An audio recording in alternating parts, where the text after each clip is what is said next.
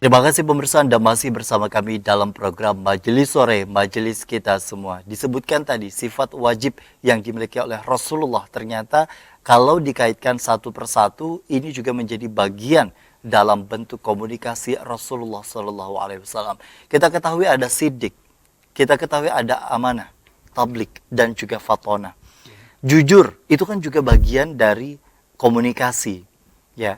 Kemudian juga amanah. Kemudian juga tablik, menyampaikan, fatona, kecerdasan pun juga ini menjadi bagian satu kesatuan dalam berkomunikasi. Sebenarnya, di antara keempat hal tersebut, begitu ya, Rasulullah memang menggambarkan dari kecilnya hingga dewasa sampai diangkat menjadi Rasulullah SAW itu sendiri, apa yang menjadi bagian yang dapat menggerakkan hati orang-orang, terutama miliaran mungkin umat muslim di dunia hari ini karena kecintaannya kepada Rasulullah SAW dan bentuk komunikasi itu tadi, bersama itu tadi, membeda-bedakan sesuai dengan kategorinya, baik itu istri, anak, keluarga, ataupun juga umat pada umumnya. Ya, beliau itu menyampaikan komunikasi dengan padat dan selalu dengan cara ramah dan tersenyum kepada orang. Di dalam Al-Quran, di dalam surah Ali Imran, surah nomor 3 ayat 159 menyebutkan, A'udzubillahi minasyaitonirrajim, Bismillahirrahmanirrahim. Fabima rahmatin minallahi lintalahum, walau kunta faddan ghalidhal qalb lam faddu min hawlik, fa'fu anhum wastaghfir lahum wasyawirhum fil amr. Fa idza azamta fatawakkal 'ala Allah. Hanya saja karena rahmat Allah jualah menyebabkan Nabi kita Nabi Muhammad SAW itu berlaku lemah lembut, dan beliau memang lemah lembut. Jadi kalau diberi rahmat oleh Allah Subhanahu Wa Taala, itu perlakuannya akan lemah lembut kepada orang lain. Lemah lembut itu akan diterima oleh segala bangsa. Dimanapun kita itu hidup, itu adalah kebaikan yang bersifat umum. Kalau kita berbuat lemah lembut, kasih sayang kepada orang lain. Karena itu bentuk-bentuk kemanusiaan yang sangat fitri. Yang sangat, yang sangat alami. Kasih sayang itu, meskipun orang itu tidak berpendidikan, kalau dia kasih sayang terhadap orang lain, pasti disayangi juga. Barang siapa dia sayang kepada orang yang ada di bumi, maka orang yang ada di langit juga sayang kepadanya. Maksudnya Allah Subhanahu Wa Taala. Nah, jadi menyebarkan kasih sayang itu umpamanya dengan menyebarkan salam. Menyebarkan salam. Sebarkan salam kepada orang yang engkau kenal maupun orang yang tidak engkau kenal. Salam ini kan doa. Assalamualaikum. Mudah-mudahan kamu mendapat keselamatan. Warahmatullahi wabarakatuh, dan mendapatkan rahmat dan berkahnya dari Allah Subhanahu Wa Taala. Orang yang engkau kenal atau tidak kita kenal. Yang tidak kita kenal ini masalah nih. Ada orang agama macam-macam nih, ada adatnya bermacam-macam, perilakunya bermacam-macam. Nah, itu yang menyebabkan rahmatan lil alamin. Salam itu saja. Maka ketika kata Rasulullah SAW, "Afsus salam," sebarkan salam. Maka ada sahabat yang begitu gencar menyebarkan salam di pasar, kada tahu-tahu. Ya. Assalamualaikum, assalamualaikum, assalamualaikum. Siapa saja yang ditemuinya, karena mengamalkan nasihat Rasulullah Sallallahu Alaihi Wasallam. Itulah yang mudah tersebar kasih sayang itu, karena itu adalah agama yang sangat alami. Lalu banyak orang menerimanya. Akhirnya kebenaran yang disampaikan tablik, tablik itu harus disampaikan. Kebenaran itu tidak boleh ditutup-tutupi. Nanti kebalikannya kan khidman, tidak menyampaikan. Kebenaran kadang-kadang ditutup-tutupi. Oh, ini belum saatnya lagi. Bukan begitu. Kebenaran itu harus disampaikan. Jadi ketika Rasulullah Shallallahu Alaihi Wasallam bertemu dengan seorang badui umpamanya, contoh ya, saya ini memberikan banyak contoh supaya bisa fanatik kepada Rasul, itu tujuannya. Ya. Jadi orang badui itu berkeliling Ka'bah, tawaf keliling Ka'bah, kemudian Rasulullah berada di belakangnya. Orang badui ini mengatakan, ya Karim, ya Karim, ya Karim. Bacaannya seperti itu, tawaf. Padahal tidak seperti itu bacaannya. Betul. Tetapi Rasulullah berdiri di belakang mengikuti, tawaf juga. Ya Karim juga bacaannya. Ya Karim juga ikut Rasulullah Sallallahu Alaihi Wasallam. Akhirnya orang Badui ini merasa tersinggung.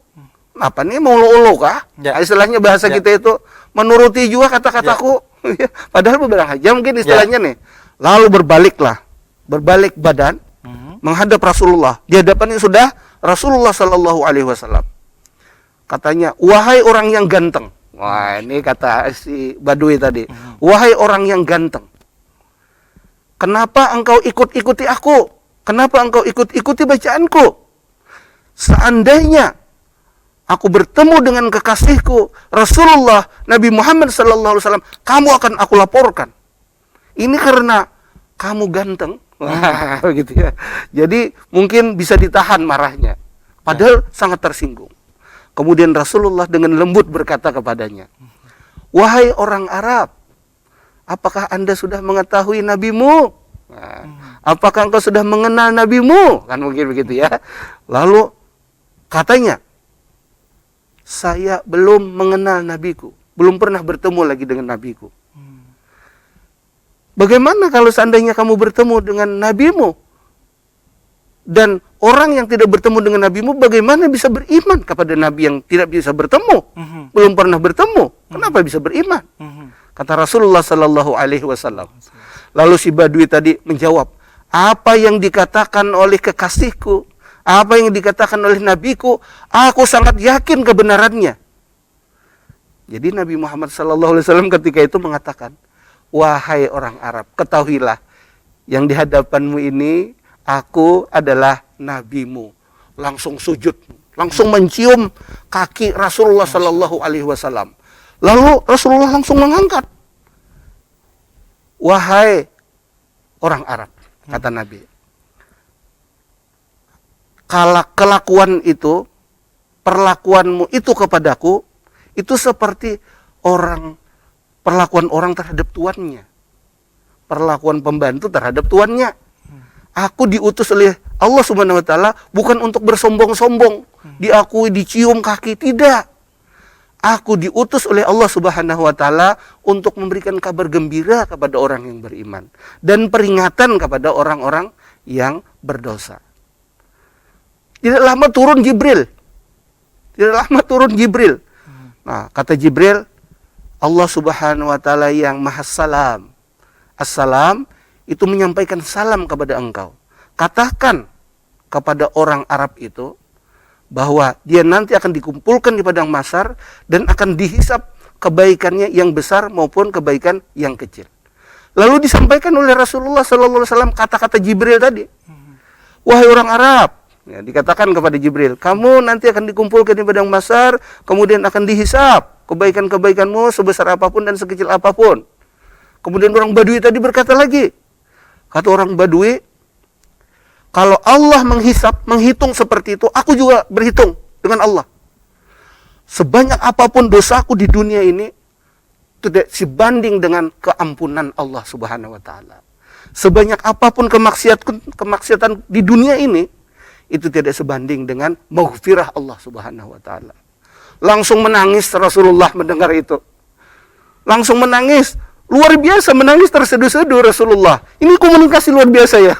Iya, komunikasi dengan orang Badui yang tidak berpendidikan, yang sembarangan saja istilahnya kan begitu.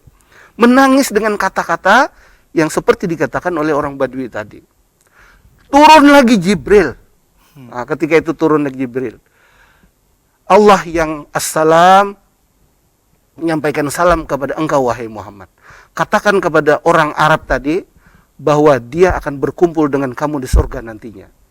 Akan bersama-sama kamu di surga nantinya. Semua dosanya diampuni oleh Allah Subhanahu wa taala.